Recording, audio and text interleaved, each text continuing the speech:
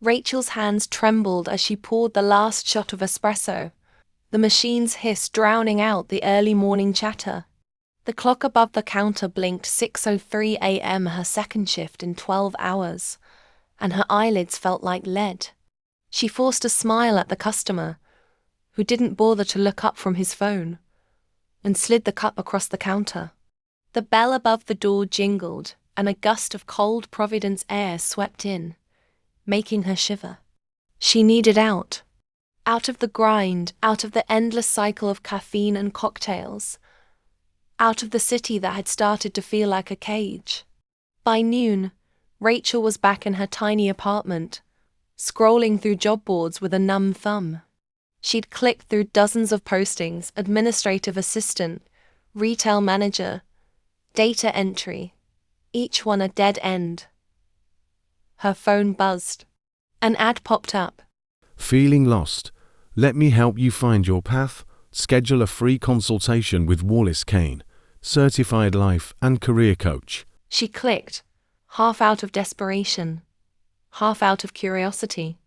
The website was slick deep blues and silvers, testimonials from smiling faces, promises of transformation. Wallace's photo was front and center. Dark hair, piercing grey eyes, a smile that seemed to know all your secrets. She booked a call. Wallace's voice was velvet over the phone. Rachel, I'm so glad you reached out. Please, why don't you tell me about yourself? She hesitated, just for a moment, but then spilled everything. The double shifts, the loneliness, the feeling that her life was slipping through her fingers.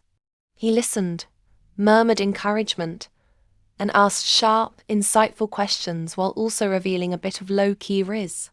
Rachel, I want you to know that you are much stronger than you think.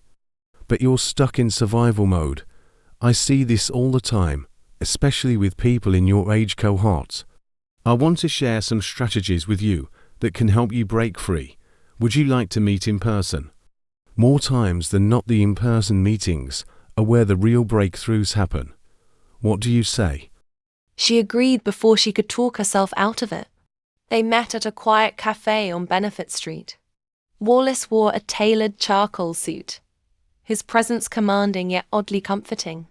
He ordered her favorite drink before she could speak. "How did you?" You mentioned it in passing. he said calmly. I'm a good listener. Their session was intense, far more intense than what Rachel had expected. Wallace's questions dug deep, unearthing wounds she thought she'd buried. He took notes in a leather-bound journal, his gaze only leaving hers to write. By the end, Rachel felt exposed but lighter, as if she'd shed a heavy layer of skin. Rachel, that was terrific. We must do this again. I have a program I think you'd be perfect for. But I want you to know it's rather exclusive. I only extend a few invitations each year. A thrill of excitement and some feeling that she couldn't quite place ran through her. Over the next 2.5 weeks, Wallace's text became the highlight of her days.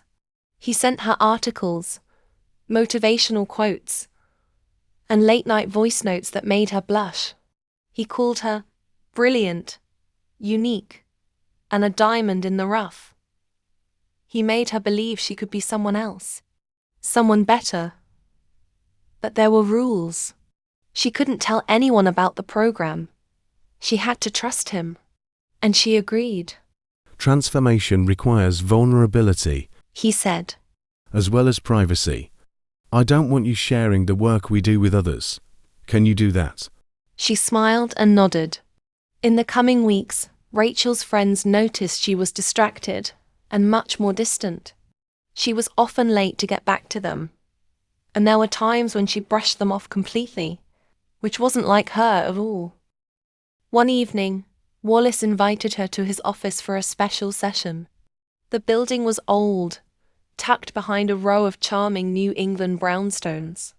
Inside, the air was heavy with the scent of smoked sandalwood. The walls were lined with books, diplomas, certificates, and abstract paintings that seemed to flicker ever so slightly if she looked at them too long. He greeted her with a hug that lingered just a second too long. Rachel thought she picked up a faint but familiar smell. She was almost positive it was an expensive cologne called Creed, something that one of her exes used to wear. The scent was both calming and alluring. Tonight, we'll go deeper, He explained, as he closed the door firmly behind her. He led her to an old antique chair with blood-red velvet cushioning in the center of the room. Rachel, I want you to close your eyes for me. He whispered gently. Trust me. She obeyed without hesitation. His voice guided her through a peaceful meditation, but it didn't take long for his words to shift, to become strange and a lot darker. You're safe with me. You belong to this process. You belong to me. Embrace it, Rachel. He continued to whisper to her, and Rachel felt her heart pounding. She tried to open her eyes, but she couldn't.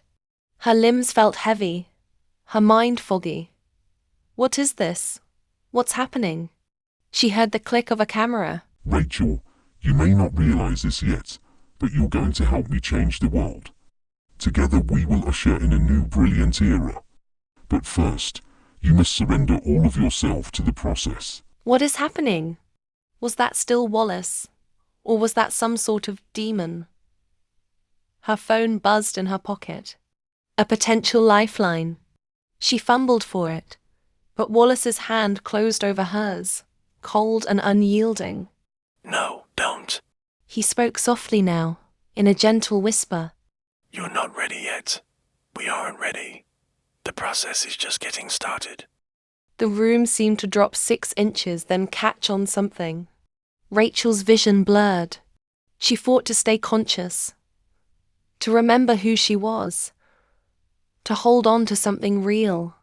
All of the lights started to flicker and buzz like they were operating on a new frequency.